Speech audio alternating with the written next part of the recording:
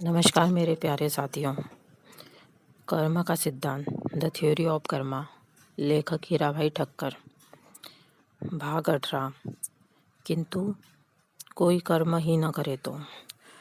कोई बहस करे कि मैं इस जीवन काल के दौरान कोई कर्म ही न करूं तो संचित कर्म जमा होने का सवाल ही नहीं उठेगा और उसे पक्का प्रारब्ध में भोगने का भी प्रश्न नहीं उठेगा। इस प्रकार उसे भोगने के लिए शरीर भी धारण नहीं करना पड़ेगा, अतः अपने आप मोक्ष प्राप्त हो जाएगा और शरीर से मुक्त हो जाएंगे।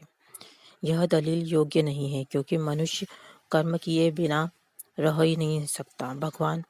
गीता में भगवान ने स्पष्ट रूप से कहते हैं कि कोई भी व्यक्ति एक क्षण भी कर्म किए बिना नहीं रह सकता। वह कर्म न करे तो उसके शरीर की यात्रा ठहर जाएगी। नहाना धोना, खाना पीना, उठना बैठना, बोलना चलना, सोना, निद्रा में होना, देखना, सांस लेना, जीवन निर्वाह के लिए नौकरी व्यवसाय करना, शरीर के स्वास्थ्य के लिए कसरत आदि कार्य करना ही पड़ते हैं।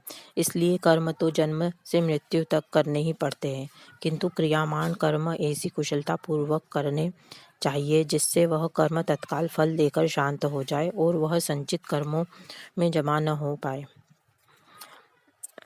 तब ही उन कर्मों को भविष्य में प्रारब्ध रूप में भोगने के लिए दूसरे शरीर धारण नहीं करना पड़ेगा। इसलिए व्यक्ति को ऐसे क्रियामान कर्म करने चाहिए जिससे वह कर्म संचित कर्मों में जमा न हो पाए।